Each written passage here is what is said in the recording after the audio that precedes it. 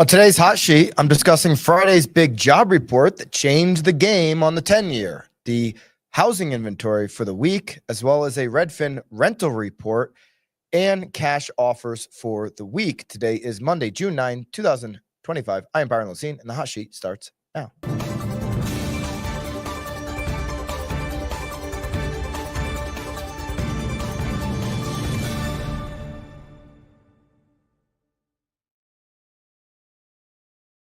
Live from the Broadmoor in Colorado Springs. Let me know in the live chat which market you are tuning in from. I'm here at the Housing Wire, The Gathering. Spoke on a very interesting panel yesterday. Maybe Bobby will clip something out on that and put it on my Byron Lazine YouTube channel. I'm not sure, but maybe only the stuff I can say legally. You guys know, if you follow the hot sheet, I'm not shy about anything.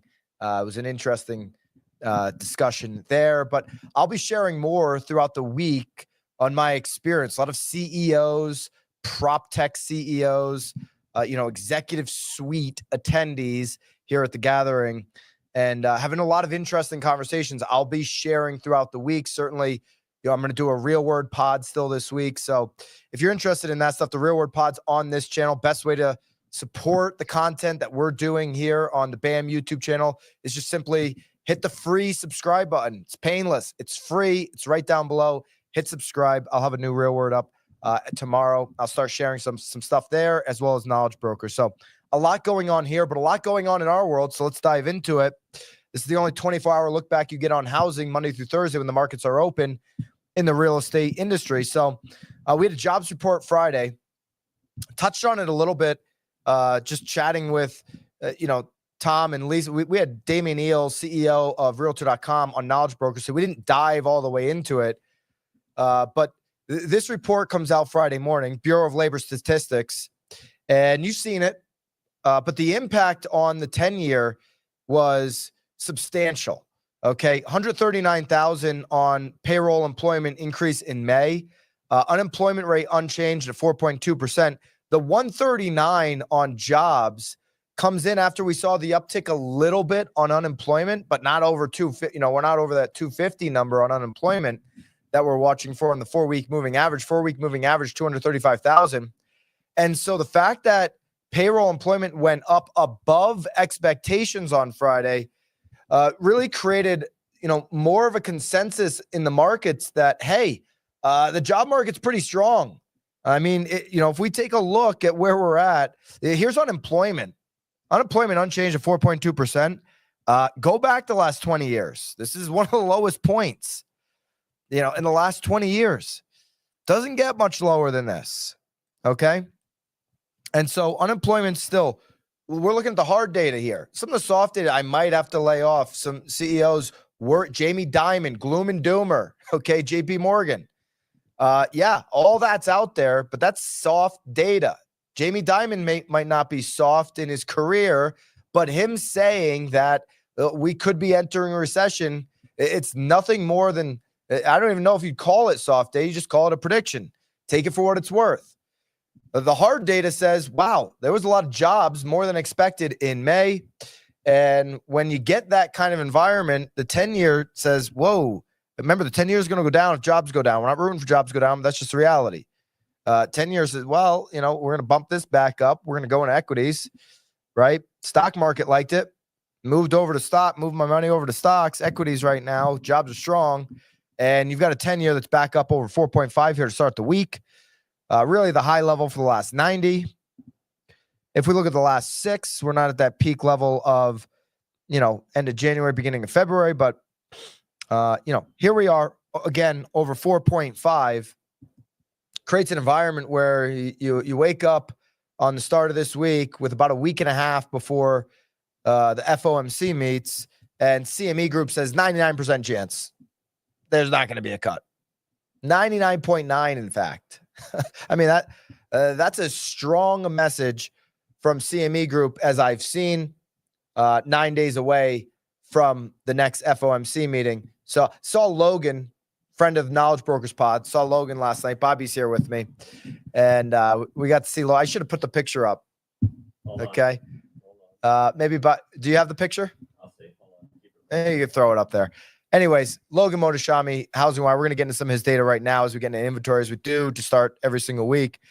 And, Logan was just off the plane. He says, hey, I think we're really going to get into shadow Fed president, meaning the administration is going to do everything they can to manipulate the 10-year moving down.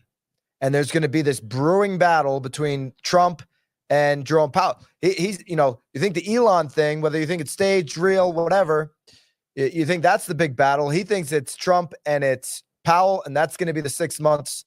And Trump's going to do everything in to drive these rates down. Well, right now, whatever he's doing isn't working. So 4.5, we're going to see an elevation on the rates. It'll be interesting to see where we go. To start the week today, do we cross back up over 7? Right now at 6.97 on the 30. I don't know if I can share that or no, Bobby, on the rates. There we go. 6.97 is where we ended the week. This could get up over 7%.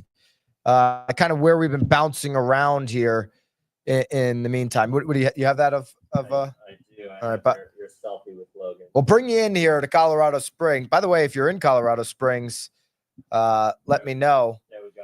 Live from last night. What do you got?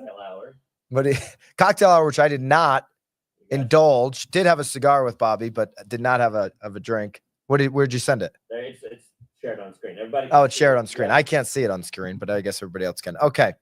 A lot of comments about the jacket. Yeah, I could play the game once in a while. Yesterday I was on stage. James Dwiggins said that to me. He goes, "Wow, the jacket you can wear it." Yeah, I can. I've got jackets. They fit me, and I'm fine with wearing a jacket. It's all good. All right. What I'm not fine with is the data that Logan, who's here, put out last night. This is the weekly new listing data and inventory data. And one thing that I was kind of bullish on last week, it's like, hey, this summer, if we keep seeing new listings at the level we expect them to come out at, this could be really meaningful. But have sellers said, you know what? I'm gonna enjoy the summer. I'm gonna do the nooners and the beach. I'm gonna be laying out on the shore with Tom Toole. That's a scary sight. Imagine that. By the way, Tom Toole, Lisa Chinati, BAMX role play tomorrow at 9 a.m. before the hot sheet. And special guest for the hot. Yeah, Tom Toole will be doing the hot sheet tomorrow for me as I'm coming back. So don't avoid the hot sheet just because Tom Toole's on there.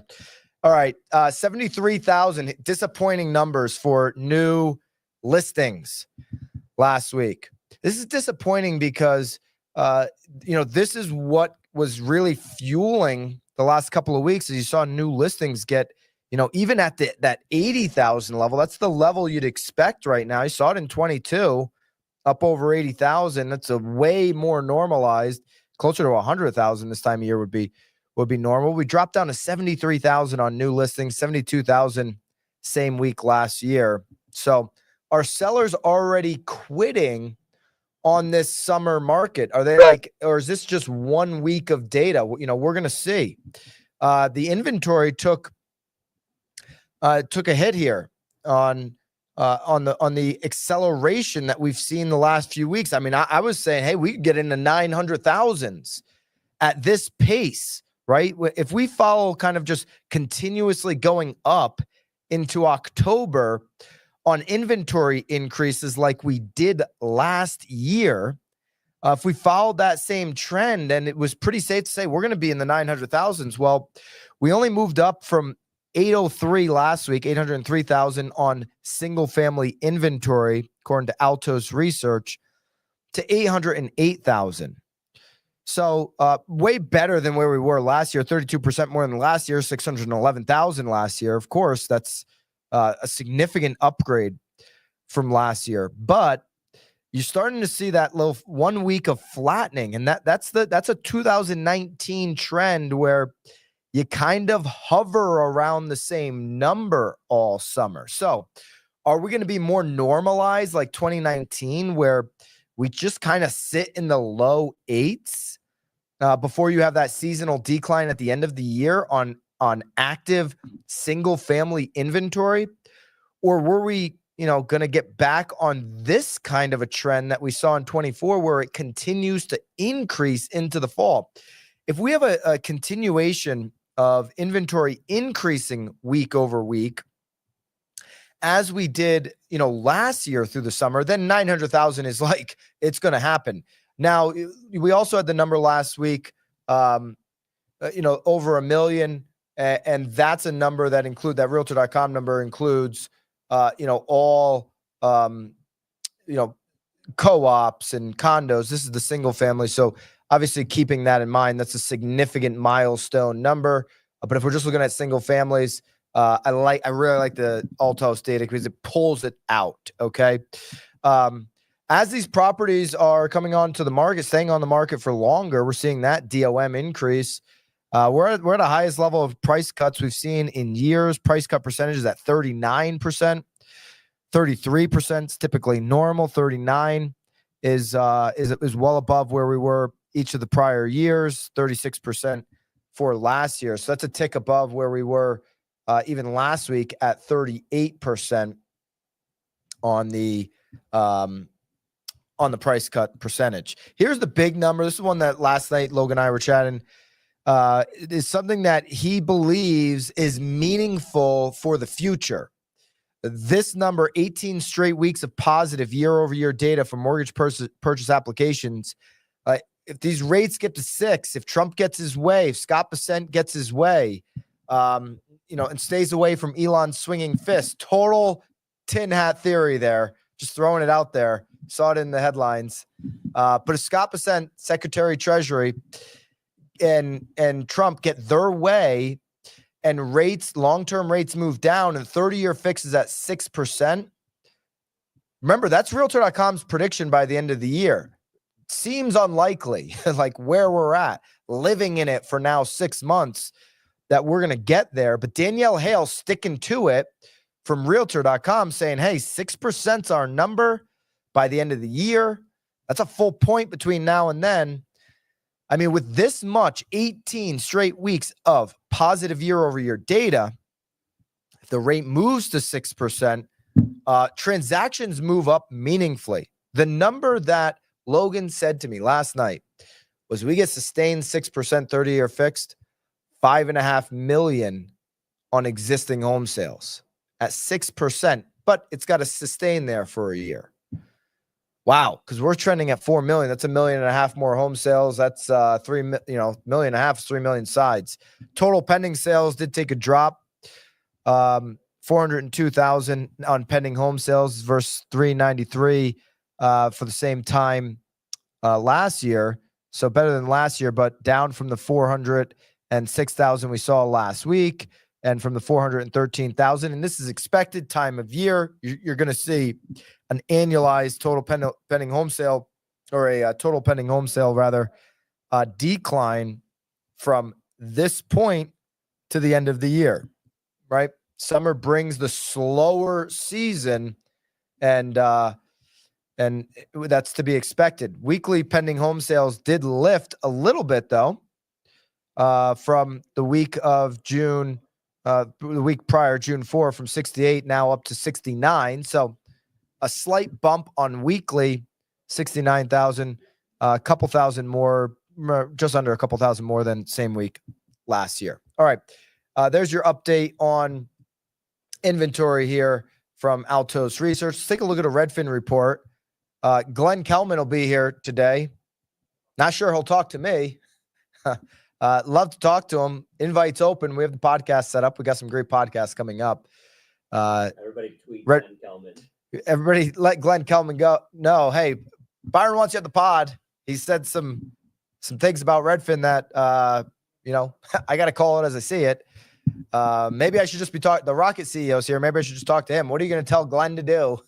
Okay, what's Daddy say? Asking rents, according to Redfin, are falling in 28 major U.S. metros, the most since 2023. Median U.S. asking rent dropped 1% over the year. And this is maybe good news for for Powell. Looking at shelter data, looking at how they're gonna They don't use this real-time data. I think Redfin has really good data. Excuse me. I think that's one thing Redfin does. They have really good data. They've got, a website that can compartmentalize data really well. But this to me would be a signal Jerome Powell should take in and say, wow, some of the inflation on shelters really being taken out of the market. Okay. So third month in a row, coming out of a spring season, asking rents have fallen. Okay. So this is just what people are asking. Landlords and property management companies are saying, hey, we got to ask for less if we want to fill our units. Okay, down 1% year over year in median U.S. asking rent. And this has been a multi-month, couple of year trend now. So, it says, Jerome Powell says it takes 2 years for the data to come in and impact shelter. Like, we're here now. We're at the 2-year data point. 28 of the 44 major U.S. core-based statistical areas, according to Redfin, that they analyzed, saw asking rents decline last month. Highest number since September 2023 on that particular metric. Okay. Asking rents do hover below their record high. And they have been hovering over 2 years below the record high at 1,633. Okay. Austin rents dropped to 4-year low. I was just talking to somebody here, executive level, major company. I'm not going to blow them up. Moving to Austin here, and I'm like, oh, he's moving from this state that we're in to Austin. And I said, wow, great time to be a buyer in Austin. Like, inventory, can negotiate. He's like, we never lived in Austin, gonna rent for a year, and then we still think in 12 months, 8 months, 9 months, if we like it, we start negotiating on a purchase. Deals are going to be out there. I can't disagree. 4 straight years. I mean, talk about being in a great position to rent something in Austin. Median asking rent dropped 8.8% year over year. $1,385 in May, lowest level since February 21. It's $414 below August 2023 levels. The business is moving to Austin. Bobby's looking at me. I see a tear running down Bobby's eye right now. He's sitting right in front of me. Austin. Bobby's like, I could be buying a house in Austin. Let's move Bam to Austin. He bought in Connecticut. Spent a lot of money in Connecticut. You can get a deal in Austin. Businesses are moving there, relocating there. We're not moving to Austin, Bobby. You can move to Austin. I'm not moving to Austin or Boston. Okay. But Austin's very attractive to business, bringing in, a lot of young people, and they've got affordability. It's probably the city of affordability in America that obviously has viability, things happening. Okay. This is the largest decline, the Austin one. Next came Minneapolis, then Columbus, then Nashville. Saw Gary Ashton here yesterday. Got to spend some time with him. Portland. Okay. Nicole Stewart, who's a Redfin agent, not seeing many first-time home buyers right now. Not sure I totally agree, but that's in Boise. So maybe in Boise. Rental rates are still more manageable than saving up for a down payment and mortgage. I think there's still a lot of first-time home buyers that want to get in the market. Okay. Asking rate rents fall across all bedroom types. 0 to 1. Down 0.7%. 2 bedroom down 1.8%. 3+ bedroom down 0.2%. So the 2 bedrooms down 1.8%. Here's some metros here. Again, Austin at 8.8. We'll just categorize that. Again, Austin, Minneapolis, Columbus, Nashville, Portland. Then you got Raleigh for the biggest decline, number 6. Vegas, New York, 3.1%. Still home price in New York going up. Phoenix, Denver. Bobby took a nice Uber ride from Denver here to Colorado Springs. Missed his connector. Had to wait around for his bags. Bobby probably has a splitting headache by now, 24 hours into Colorado Springs. Beautiful area, Colorado Springs. Bobby's seen half the state, I guess. San Diego, Cleveland, Louisville. On the other side here, Cincinnati's up 7.4%. Tampa's up 4.2%. Tampa, interestingly, as home prices decline, 4.2% on the rents. St. Louis, Pittsburgh, Washington, D.C., all up on rents. D.C., another interesting one, as you see inventory go up in D.C., inventory go up in Tampa. You're actually seeing, some of these numbers go up on rents. Very interesting. Okay, speaking of opportunities, where are the cash offers coming in at? Okay, let's just go. We'll jump into school. BAMX members, you have full access to this each and every day. We do the hot sheet, all my notes, all of today's charts, so that you can use those in your content, your communications. It's up to the minute stuff. Zudelio sends us data on the week cash offers.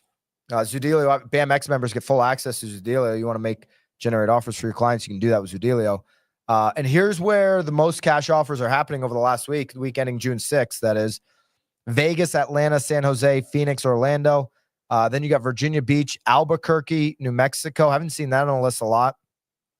Richmond, Virginia, Tampa, and Jacksonville. Okay. So there's your cash offer 3 coming in Florida. And this is Zudelio, the freshest data. I mean, they know cash offers better than anybody. If you want to generate 4 offers on your properties, you get Zudelio as part of the BAMX package. It's a $2,400 value. It's ridiculous. You set a floor for all your sellers. $2,400 value, all including the BAMX, including all of our content. Just go to school.com/BAMX, get everything that we're offering. Content, community, consulting, all in one place. School.com, school, the SKOOL.com/BAMX. Join the community today. All right, coming up this week, BAMX members, you've got a role play tomorrow, 9 a.m. Eastern, 6 a.m. Pacific time, right before the hot sheet. So full role play tomorrow. Ooh, look at this. Just quickly, 10-year down below 4.5. We'll take the good news when we can get it, slightly under. So we have that going on. We have a office hours on Wednesday. I'll be part of that. CEO of Mosaic with me, Sheila. The last webinar we did with Sheila and Chris Benjamin on that buyer guide. People want that buyer guide. They're using that buyer guide, putting it right into their business. That's something special and unique. We're going to build off of that. So a lot going on this week. Make sure you subscribe to the channel so you don't miss anything here. It's the free, simple way to support us at BAM. And you trust me, you don't want to miss this week's real word. The new NAR numbers. How much did Nikea make for a month and a half back in 2023, the first month and a half? Everyone tweet Nikea we've got the numbers. By the way, I mentioned Nikea on stage, and that's when she was arriving. I just impeccable timing. I'm sorry. Love to have Nikea on the pod today. Listen, I've been fair. I think there's things that I've liked. I liked that she was from the outside coming in. Seems like she's gotten pretty comfortable in some of the old ways. I want to ask her about all of it. I don't think she's going to come on, but I do have some really good, one-on-one interview pods. If you miss those BAM interviews, those one-on-ones, I'm getting some done today, and they'll be interesting. So those will be up on the future too. All right, let's get to it here on this Monday. I'll see you guys next time. Until then, of course, toodaloo.